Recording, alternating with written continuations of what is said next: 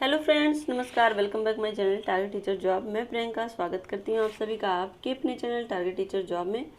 तो दोस्तों, आज हम बीएड प्रवेश परीक्षा से संबंधित हिंदी के 2012 के प्रश्न पत्र देखेंगे, जिसमें आपके होंगे टोटल 50 क्वेश्चन। और इसमें आप भी देखिएगा कि आपके कितने क्वेश्चन सही होते हैं और कमेंट करके हमें ज़रूर बताइएगा। और दोस्तों, अब चलिए देखते हैं क्वेश्चन नंबर 51 से कौन सही सुमेलित है। ए अनुरक्ति विरक्ति, बी असमय कुसमय, और सी अवसर और सुअवसर, डी है दीर्घायु चिरायु। तो दोस्तों, 51 का जो सही आंसर अनुरक्ति और विरक्ति।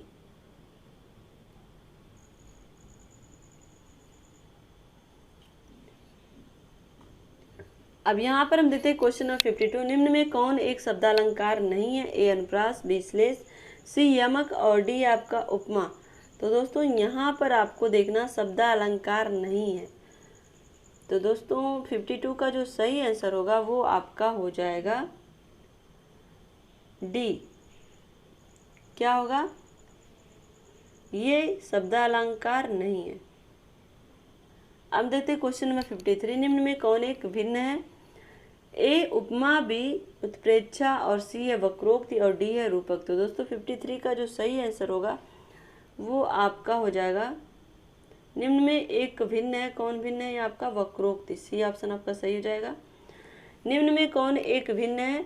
ए यमक, बी श्लेष, सी वक्रोक्ति, और डी है दृष्टांत। दोस्तों, 54 का जो सही आंसर होगा वो आपका हो जाएगा डी। अब हम देखते हैं क्वेश्चन नंबर यहाँ पर 55। निम्न में कौन सा मात्रिक छंद का उदाहरण है? ए कवित्व, बी बर्बर, सी सवैया, डी मालनी। तो दोस्तों, यहाँ पर 55 का जो सही आंसर होगा वो आपका हो जाएगा बी। मात्रिक छंद का उदाहरण कौन है? वर्बय होता है। अब देखते हैं क्वेश्चन नंबर 56। निम्न में कौन सा वर्णिक छंद है? ए कुंडलियाँ, बी उलाला, सी मंदा क्रांता, और डी आपका गीतिका। तो दोस्तों, 56 का जो सही आंसर होगा वो हो जाएगा कौन सा वर्णिक छंद है? वो है मंदा क्रांता। क्वेश्चन 57 देखिए, शांत रस का स्थायी भाव क्या है? शोक, वात्सल्य, सी निर्वेद, और डी है विस्मय। तो दोस्तों, शांत रस का स्थायी भाव होता है, यहाँ पर हम देखें सी ऑप्शन आपका। शांत का मतलब होता है निर्वेद। और यहाँ पर हम देखें क्वेश्चन 58। अनुराग किस रस का स्थायी भाव होगा? ए शांत रस, बी वात्सल्यता, और सी आपका वीर रस, डी है रौद्र रस। तो दोस्तों, 58 का जो सही आंसर होगा वो होगा अनुराग का मतलब क्या होता है? यहाँ पे इस ऑप्शन के अनुसार हम देखें तो वात्सल्य में एक तरह से प्रेम होता है। तो यहाँ पर बी ऑप्शन आपका सही हो जाएगा। क्वेश्चन 59 देखें, शंकर का सही संधि विच्छेद क्या होगा? ए सम धनकर, बी है सन धनकर, सी है सन धनकर, और डी है आपका सना धनकर। तो दोस्तों, यहाँ पे जो शंकर है वो आपका हो जाएगा 59 का ए ऑप्शन आपका सही होगा। यहाँ पे सम धन कर। दोस्तों, ये कौन सी संधि होगी? व्यंजन संधि होगी। अब हम देखते हैं क्वेश्चन नंबर 60। व्यर्थ का सही संधि विच्छेद क्या होगा? सही संधि विच्छेद क्या होगा व्यर्थ का? ए व्या धन अर्थ, बी व्यय धन अर्थ, सी वी धन अर्थ, सी डी है आपका व्यय धन अर्थ। तो दोस्तों, 60 का जो सही आंसर होगा वो आपका हो जाएगा सी। 60 का क्या होगा? सी वी धन अर्थ। हम चलते हैं क्वेश्चन नंबर 61 की तरफ। निम्नलिखित में से एक वाक्य में क्रिया भक्षण करने के अर्थ में प्रयुक्त हुई है। यह वाक्य है, वह हराम का पैसा खाता है, बी वह जूते खाता है, सी वह कसम खाता है, और डी है वह आम खाता है। तो दोस्तों, 61 का जो सही आंसर होगा वो आपका हो जाएगा यहाँ पर क्रिया भक्षण करने के अर्थ में प्रयुक्त हुई है कौन सी? तो डी ऑप्शन आपका सही हो जाएगा। 61 का क्या होगा? डी हो जाएगा। 62 देखिए, तू डाल डाल मैं पात पात का अर्थ है खतरा उठाना, आगे आगे दौड़ना, पेड़ पर चढ़कर खेलना, चालाकी का जवाब चालाकी से देना। तो दोस्तों, 62 का जो सही आंसर होगा उसका डी ऑप्शन आपका सही हो जाएगा। चालाकी का जवाब चालाकी से देना, तू डाल डाल मैं पात पात। अब हम देखें 63 का अकाल पीड़ित में समास है। ए कर्मधारय, बी द्वंद्व, सी तत्पुरुष, डी आपका बहुव्रीहि। तो दोस्तों, 63 का जो सही आंसर होगा वो आपको पता होना चाहिए। ये आपका सी ऑप्शन सही होगा, तत्पुरुष अकाल से पीड़ित। तो दोस्तों, यहाँ पर एक चीज़ हम आपको और क्लियर करना चाहते हैं कि अगर आपको हिंदी व्याकरण के जो भी महत्वपूर्ण टॉपिक है उसमें कोई भी दिक्कत हो तो हम आपको डिस्क्रिप्शन में हिंदी व्याकरण की लिंक देंगे। साथ ही आप टेलीग्राम चैनल पर बीएड क्लासेस के नाम से भी ये सारे लिंक आपको वहाँ पे प्रोवाइड किए गए हैं। तो इस तरह से आप कहीं से भी आपको पढ़ने की आवश्यकता है तो बस आप पढ़िए। आपको पढ़ने के लिए जो भी मटेरियल यहाँ पर अवेलेबल है वो आपको मिलेंगे। तो दोस्तों आप हमेशा इसी तरह से मेहनत करिए। और आगे क्वेश्चन हम देखते हैं 64 पर। अन्वेषण का शुद्ध संधि विच्छेद है। ये ए अन्वेष धनड़ा अन्वेषण और सी अन्वेषण और डी यहाँ पे अनुधन एषण। तो दोस्तों अन्वेषण 64 का जो सही ऑप्शन होगा अनुधन एषण, ये डी ऑप्शन आपका सही हो जाएगा। 65 देखिए निम्नलिखित शब्दों में योग रूढ़ शब्द कौन सा है? चक्रपाणी, पाठशाला, उपचार और अभिव्यक्ति। तो दोस्तों 65 का जो सही आंसर होगा वो हो जाएगा आपका योग रूढ़ कौन सा है? ये आपका है चक्रपाणी। योग रूढ़ यौगिक ये सब आपको क्लियर होने चाहिए। तो इसमें चक्रपाणी योग रूढ़ है। अब हम देखते हैं 66 गोधूम का तद्भव है। ए गेहूँ, बी गोबर, सी गाय, डी गोधन। तो दोस्तों गोधूम आपको पता होना चाहिए कि ये किसका तद्भव है। ये आपका है गेहूं का गोधूम होता है। हम देखते हैं क्वेश्चन नंबर 67। तल्लीन शब्द में सही उपसर्ग का विच्छेद कीजिए।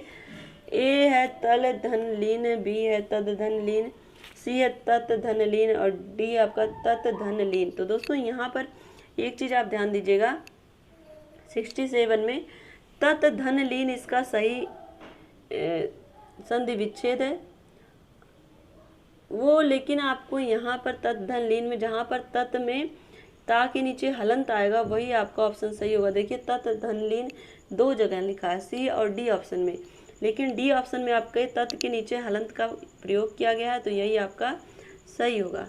हम देखते हैं क्वेश्चन नंबर 68। शिव का कौन सा अर्थ नहीं है? ये महादेव, पशुपति, चक्रपाणी और शंकर। तो दोस्तों यहाँ पर हम देखें सबसे क्लियर आपको पता चल रहा है 68 में सी ऑप्शन जो चक्रपाणी, तो ये आपका विष्णु भगवान के लिए प्रयुक्त होता है तो ये आपका ऑप्शन सी हो जाएगा।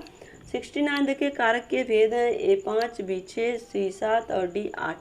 तो दोस्तों 69 का जो सही ऑप्शन होगा कारक के जो भेद हैं वो आपका डी ऑप्शन सही हो जाएगा। 8 भेद हैं। क्वेश्चन नंबर 70 देखिए केशव कहीं न जाए का कहीं पक्त के रचनाकार हैं आचार्य केशवदास, बी सूरदास, सी तुलसीदास और डी रहीम। तो दोस्तों 70 का जो सही आंसर होगा वो आपका हो जाएगा सी केशव कहीं न जाए का कहीं कहिए। ये आपके 70 का कौन सा सी ऑप्शन आपका तुलसीदास सही होंगे। 71 देखें सूरदास प्रेमचंद के किस उपन्यास का पात्र है? ए वरदान, बी प्रतिज्ञा, सी गोदान और डी रंगभूमि। तो दोस्तों यहाँ पर हम देखें 71 का जो सही आंसर होगा वो आपका हो जाएगा डी। 71 का सही आंसर क्या होगा? डी। सूरदास प्रेमचंद जी के किस उपन्यास का पात्र है? रंगभूमि का। अब यहाँ पर हम देखें निर्देश दिए गए हैं 72 से 74 के लिए। दिए गए प्रत्येक वाक्य में रिक्त स्थान की पूर्ति उसी वाक्य में काले शब्द के उपयुक्त विलोम द्वारा दी जानी है और इसके लिए 4 विकल्प प्रस्तावित हैं। उचित विकल्प का चयन करना है। यहाँ पे खाली स्थान में जो भी सही विकल्प होगा उसको भरना होगा। तो 72 देखें भारतीय दृष्टि आध्यात्मिक है जबकि पाश्चात्य दृष्टि का आधार है भौतिक, पदार्थवादी और निरीश्वरवादी और डी आपका विभाजन। तो दोस्तों 72 का जो सही आंसर होगा वो आपका हो जाएगा ए भारतीय दृष्टि आध्यात्मिक है जबकि पाश्चात्य दृष्टि का आधार क्या है? वो भौतिक है। अब देखिए 73 स्वच्छ जल के अभाव में हमें खाली स्थान जल पीकर ही प्यास बुझानी पड़ी। ए दूषित, बी तृप्त, सी शीतल और डी उष्ण। तो दोस्तों यहाँ पर हम देखें 73 का स्वच्छ जल के अभाव में हमें कौन सा जल पीना पड़ा? दूषित जल पीकर प्यास बुझानी पड़ी। ए ऑप्शन आपका सही हो जाएगा। 74 देखें तो 15 अगस्त 1947 को भारत ने परतंत्रता की जंजीरें तोड़कर खाली स्थान प्राप्त की। स्वतंत्रता, पराधीनता, स्वच्छंदता और संवैधानिकता। तो दोस्तों यहाँ पर 74 का जो सही आंसर होगा वो आपका एकदम क्लियर है। क्या प्राप्त की थी? स्वतंत्रता। यहाँ पर हम देखें 15 अगस्त 1947 को भारत ने परतंत्रता की जंजीरें तोड़कर स्वतंत्रता प्राप्त की। हम देखें क्वेश्चन नंबर यहाँ पर 7, यहाँ पर देखते हैं हम। यहाँ पर हम देखें क्वेश्चन नंबर 75, यथार्थ किस समास का उदाहरण है? ए तत्पुरुष, बी कर्मधारय, सी अव्ययीभाव और डी है द्विगु। तो दोस्तों 75 में जो सही ऑप्शन आपका होगा वो हो जाएगा आपका यथार्थ में आपका अव्ययीभाव समास का उदाहरण है ये। हम देखें क्वेश्चन नंबर 76, मुंह तोड़ शब्द में कौन सा समास है? ए तत्पुरुष, बी कर्मधारय, सी अव्ययीभाव, डी आपका द्वंद्व। तो 76 का जो सही आंसर होगा वो आपका ए ऑप्शन यहाँ पे सही जाएगा, तत्पुरुष है ये। हम देखें 77 है, पाप पुण्य शब्द में कौन सा समास है? ए तत्पुरुष, बी कर्मधारय, सी अव्ययीभाव और डी है द्वंद्व। तो दोस्तों यहाँ पर 77 का जो सही ऑप्शन होगा वो आपका हो जाएगा डी, पाप पुण्य में बीच में हाइफन लगा, ये द्वंद्व समास है। दिगंबर में कौन सा समास है? तत्पुरुष, बहुब्रीहि, अव्ययीभाव और कर्मधारय। तो दोस्तों दिगंबर 78 का जो सही आंसर होगा दिगंबर वो हो जाएंगे बहुब्रीहि। और दिगंबर का जो संधि विच्छेद होता है वो होता है दिक् धन अंबर, का के नीचे क्या होता है? हलंत होता है। तो दोस्तों इसी तरह से आपके एक ही वर्ड से आपके कई क्वेश्चन तैयार करना, या आप जब भी इस तरह के क्वेश्चन सामने आए तो इसका संधि विच्छेद भी करके देखिए और उसके समास के बारे में, तो एक तरह से आपके एक साथ कई क्वेश्चन तैयार हो जाते हैं। क्लियर? 78 का आपका क्लियर हो गया, बी ऑप्शन। अब हम चलते हैं यहाँ पर 79 से 80 तक के निर्देश दिए गए हैं। निम्न प्रश्नों में 4 शब्दों के समूह दिए गए हैं, प्रत्येक शब्दों में से एक शब्द की वर्तनी ठीक प्रकार से दी गई है। ठीक वर्तनी वाले शब्द का पता लगाना है यहाँ पे। तो दोस्तों यहाँ पर 79 से 81 तक का देखते हैं, सही वर्तनी कौन सी होगी? व्यवहारिक, व्यवहारिक, व्यवहारिक और व्यवहारिक। तो दोस्तों यहाँ पर 79 में अगर हम देखें व्यावहारिक दोस्तों, तो सी ऑप्शन आपका सही होगा। 80 में देखें उज्ज्वल, उज्ज्वल, उज्ज्वल, और यहाँ पर हम देखें तो दोस्तों 80 का जो सही आंसर होगा वो आपका हो जाएगा डी।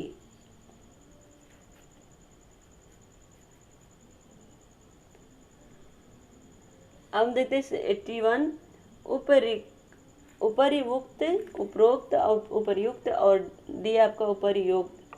तो दोस्तों 81 का आप देखे होंगे हमेशा उपर्युक्त कैसे लिखा जाता है?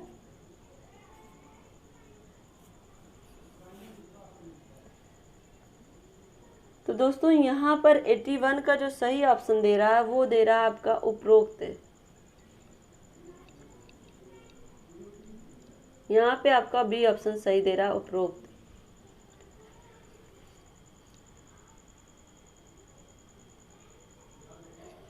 क्लियर? अब हम चलते हैं क्वेश्चन नंबर 82 से 84 के निर्देश दिए गए मुहावरे और लोकोक्तियों बताने के लिए। तो घी, यहाँ पर 82 में देखें, घी के दिए जलाना, रोशनी करना, पूरा करना, खुशी मनाना, धनवान होना। तो दोस्तों 82 का जो सही आंसर होगा वो आपका हो जाएगा घी के दिए जलाना, मतलब खुशी मनाना। अब हम देखते हैं क्वेश्चन नंबर 83, सिर चढ़ाना, बहुत आदर करना, बहुत आज़ादी देना, पुष्प चढ़ाना, चिंता करना। तो दोस्तों यहाँ पर सिर चढ़ाने का मतलब हो गया है आपका बहुत आज़ादी देने से। यहाँ पर हम देखें आम के आम गुठलियों के दाम, आम और गुठलियाँ खरीदना जिसमें सब लाभ ही लाभ हो, आम खरीद कर गुठलियों को बेचना जिसमें सब हानि हानि है। तो दोस्तों यहाँ पर एकदम क्लियर है आपका बी ऑप्शन आपका सही होगा 84 का। अब देते हैं 85, हर गीतिका छंद के प्रत्येक चरण में कितनी मात्राएं होती हैं? 22, 24, 26 और 28। तो दोस्तों 85 का जो सही आंसर होगा वो आपका हो जाएगा डी। क्लियर? हर गीतिका छंद के प्रत्येक चरण में 28 मात्राएं होती हैं। हम देखते हैं क्वेश्चन नंबर 86, कलम का सिपाही किसे कहा गया? प्रेमचंद, निराला, प्रसाद और दिनकर को। तो दोस्तों 86 का जो सही आंसर होगा वो हो जाएगा आपका ए, कलम का सिपाही कौन कहा गया? प्रेमचंद्र।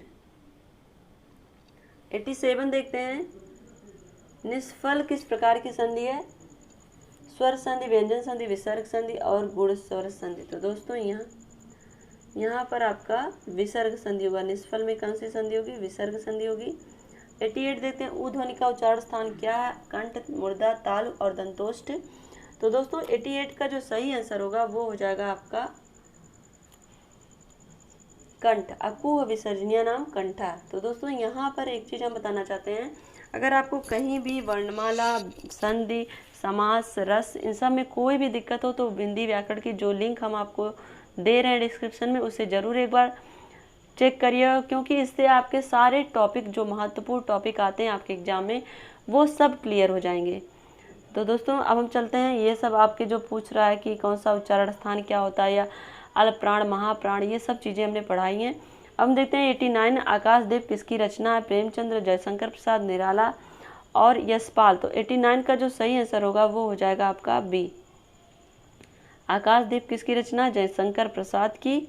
हम देते क्वेश्चन नंबर 90, अंधायुग किस प्रकार की रचना? उपन्यास, काव्य, काव्य नाटक और डी है आपका नाटक। तो दोस्तों यहाँ पर हम जो सही ऑप्शन होगा वो हो जाएगा सी, काव्य नाटक है अंधायुग। कोणार्क नाटक के लेखक हैं जयशंकर प्रसाद, जगदीश चंद्र माथुर और श्री लक्ष्मी नारायण मिश्र और मोहन राकेश। तो दोस्तों 91 का जो सही आंसर होगा वो आपका हो जाएगा बी, कोणार्क नाटक के लेखक है जगदीश चंद्र माथुर। अब क्लियर हो गया। अब हम देखते हैं 92, अनामिका किस काव्य संग्रह, किसका काव्य संग्रह है यहाँ पर? निराला का, पंत का, महादेवी वर्मा का और प्रसाद का। तो दोस्तों 92 का जो सही आंसर होगा वो हो जाएगा आपका अनामिका किसका है?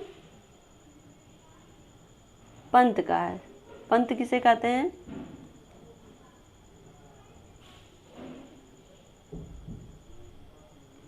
सुमित्रा नंदन पंत को।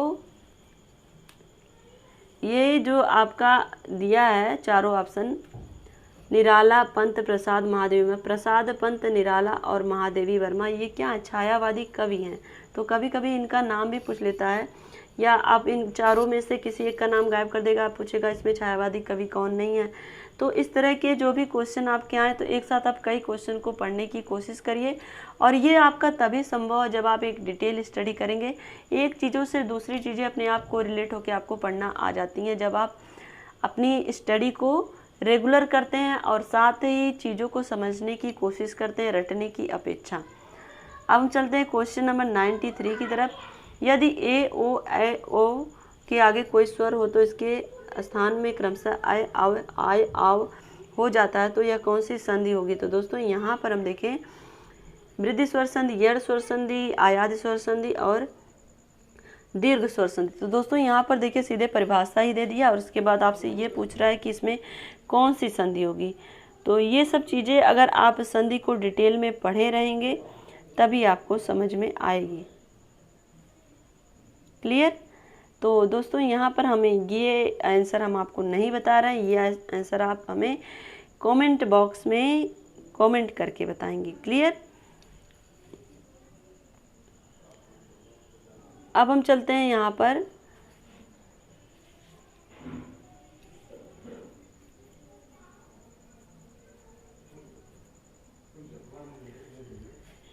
पर दिया गया है निर्देश 94 से 96 दिए गए वाक्यों में काले शब्द के पर्याय समानार्थक शब्द के लिए 4 विकल्प दिए गए, उचित विकल्प चुनिए। तो दोस्तों यहाँ पर किसान धरती का मातृत्व सम्मान करता है, तरड़ी, भारिया, रजनी और वसुधा। तो दोस्तों 94 का जो सही आंसर होगा वो क्यों सम्मान करता है? वसुधा के रूप में।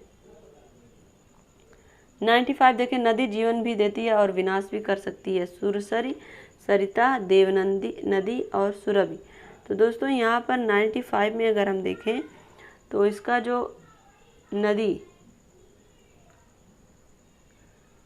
ये नदी का जो सही यहाँ पर होगा आपका वो आपका हो जाएगा बी। 95 का क्या होगा? बी होगा। समानार्थक शब्द यहाँ पर काले जो शब्द बने उसी का समानार्थक शब्द देखना है, तो यहाँ पर धरती है और 95 में नदी है। अब हम देखते हैं 96, गर्मी में वायु तेज गति से चलती है। तो दोस्तों यहाँ पर क्या है? वायु, अनिल, झंझावत, आंधी और चक्रवात। तो दोस्तों यहाँ पर 96 का जो सही ऑप्शन होगा वो हो जाएगा, वायु का क्या होता है, अनिल होता है, समीर भी कहते हैं। अब हम देखते हैं 97 है, निम्न में से कौन सुमेलित नहीं है। सूचि, पवित्र, सर, सरोवर, सवर्ण, सोना, सर्ग, अध्याय। तो 97 का जो सही होगा सवर्ण सोना, ये सुमेलित नहीं है। अब हम देखते हैं 98, अदृश्य शत्रु अर्थ के अनुरूप उपयुक्त मुहावरा है। यहाँ पर हम देखें तो मीठी छुरी, मुंह में राम बगल में छुरी, पेट में दाढ़ी और आस्तीन का सांप। तो यहाँ पर दोस्तों देखिए, मुंह में राम बगल में छुरी, आस्तीन का सांप, पेट में दाढ़ी और मुंह मीठी छुरी। तो 98 का जो सही आंसर होगा, इन सब में अदृश्य शत्रु कौन है, आस्तीन का सांप।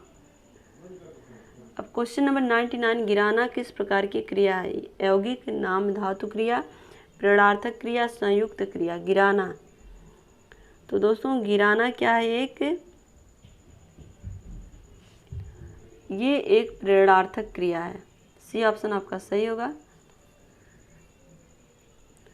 यहाँ पर 100 देखें, निम्नलिखित में कौन सा शब्द स्त्रीलिंग नहीं है। सुबह, दोपहर, सांझ, दिन। तो दोस्तों यहाँ पर हम देखेंगे स्त्रीलिंग नहीं है, वो आपका हो जाएगा डी।